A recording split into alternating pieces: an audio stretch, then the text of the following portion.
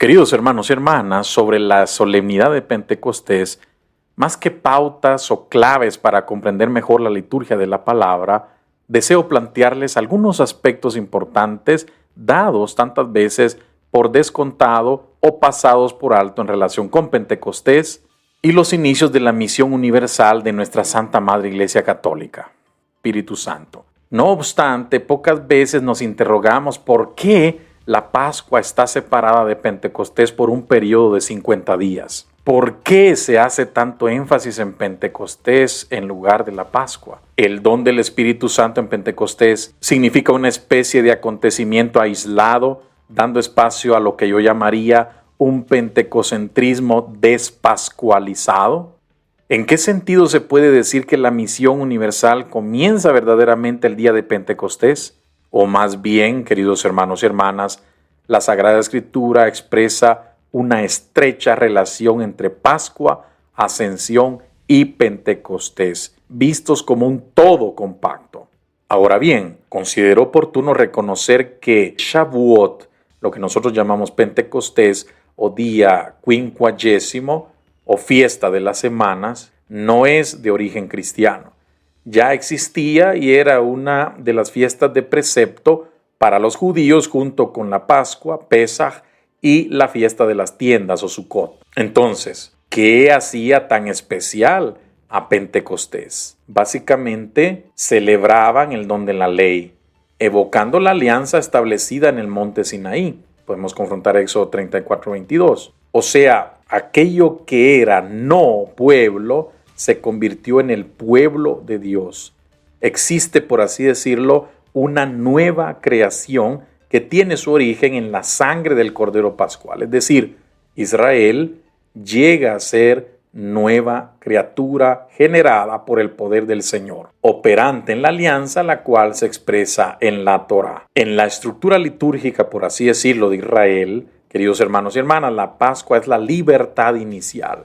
Pentecostés representa la realización de la libertad en la relación de alianza con Dios. Por lo tanto, en Pentecostés, el pueblo de Israel o asamblea sinaítica en este contexto celebra la alianza, conmemora la estipulación de la alianza entre el pueblo y Dios. Recuerda el don de la ley, es decir, su constitución e identidad como pueblo elegido. Visto de este modo, Dios eligió mostrar una señal.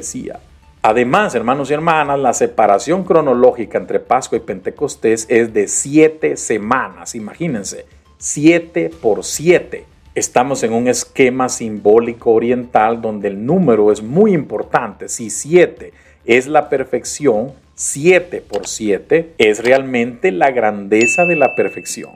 Por lo tanto, para resurrección, Ascensión y Pentecostés. Es un error garrafal, teológicamente hablando. No son fiestas aisladas, hermanos y hermanas, de acontecimientos ocurridos en el tiempo por casualidad, por accidente. Son parte de un solo y único misterio. Sin esa visión de conjunto, podemos caer, hermanos y hermanas, en reduccionismos o fanatismos o extremismos religiosos. Por ejemplo, aferrarse a una mentalidad solamente pentecostaloide, típica de grupos que tienden a instrumentalizar la acción del Espíritu Santo, cayendo en el peor de los casos en shows dignos de un premio Oscar en la categoría de mejor comediante o entretenimiento pseudo religioso. Es preciso, entonces, asimilar el carácter, oigan bien, pascual de Pentecostés, no despascualizarlo.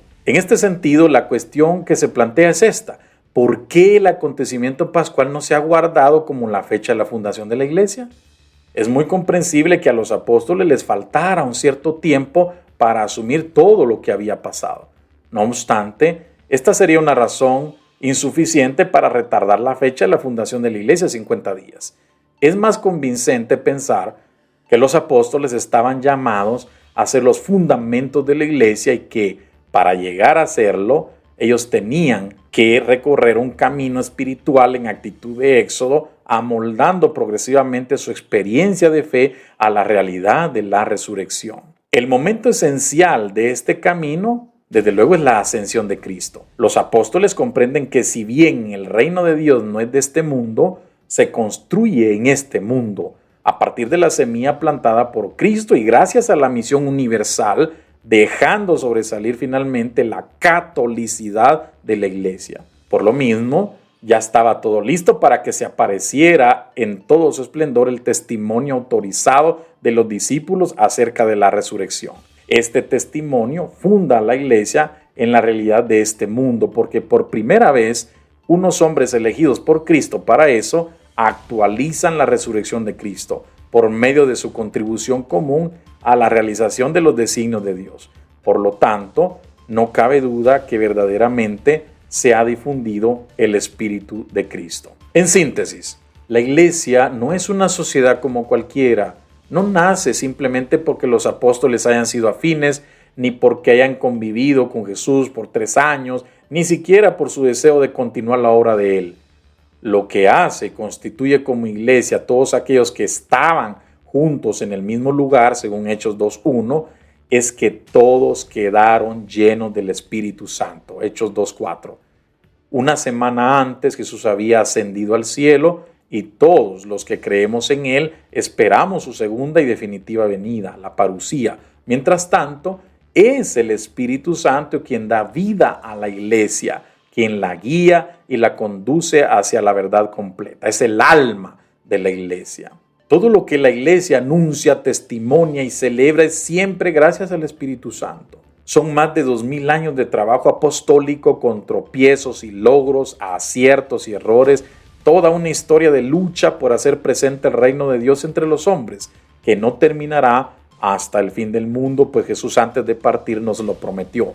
Yo estaré con ustedes todos los días hasta el fin del mundo. Mateo 28:20. El mismo catecismo de la iglesia aplica varios numerales al tema del Espíritu Santo, al tema de Pentecostés. Yo solamente menciono 2 de ellos. El numeral 732, donde dice: en este día se revela plenamente la Santísima Trinidad, con su venida que no cesa. El Espíritu Santo hace entrar al mundo en los últimos tiempos, oigan bien, el tiempo de la iglesia, el reino ya heredado, pero todavía no consumado. Luego el numeral 1076 dice: el día de Pentecostés, por la efusión del Espíritu Santo, la iglesia se manifiesta al mundo. El don del Espíritu inaugura un tiempo nuevo en la dispensación del misterio. Oigan bien, el tiempo de la iglesia, durante el cual Cristo manifiesta, hace presente y comunica su obra de salvación mediante la liturgia de su iglesia, hasta que Él venga. También me llamaron mucho la atención unas palabras que Benedicto XVI, entonces cardenal Ratzinger, decía al respecto. Él decía que la iglesia no es una racionalización permanente, sino un Pentecostés permanente. En otras palabras, que no es solo una frase que suena bien, sino una frase que enuncia una realidad poco vivida por los cristianos. Hemos de procurar ser dóciles al Espíritu Santo, porque constantemente el Espíritu Santo nos quiere conducir en nuestra vida.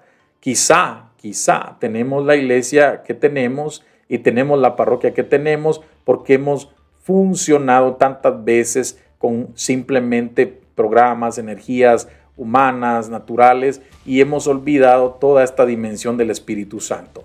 Si vivimos movidos por el Espíritu Santo, recordaba el Papa Benedicto XVI, y dejamos que Él sea quien mueva toda nuestra acción misionera, pastoral, y que deje de ser el gran desconocido, entonces ciertamente Él hará que todo fructifique. Es lamentable pensar que para muchos hermanos católicos, Pentecostés no signifique o represente mayor cosa, teniendo al Espíritu Santo como una realidad lejana, de otro mundo, sin resonancia, implicaciones. Y sin embargo, Cristo ha muerto, ni más ni menos, no solamente para redimirnos, para perdonar nuestros pecados, sino también para comunicarnos al Paráclito, al Espíritu Santo. Lo hemos de invocar, hermanos, que nos habite, que esté en nosotros, en nuestra vida de fe, en nuestras convicciones, en nuestras decisiones. Pidamos siempre su presencia. Recordemos las palabras de Jesús. Si ustedes que son malos saben dar cosas buenas a sus hijos, ¿cuánto más el Padre Celestial dará el Espíritu Santo al que se lo pida. Lucas 11:13. Y finalmente, el Papa Francisco, en un rezo del Regina Coeli en la Plaza de San Pedro el domingo 8 de junio del 2014, decía que un elemento fundamental de Pentecostés es la sorpresa. Nuestro Dios es el Dios de las sorpresas, decía él, lo sabemos. Nadie se esperaba ya nada de los discípulos después de la muerte de Jesús. Formaban un grupito insignificante, estaban desconcertados, huérfanos de su maestro. En cambio, se verificó un hecho inesperado que suscitó admiración. La gente quedaba turbada porque cada uno escuchaba a los discípulos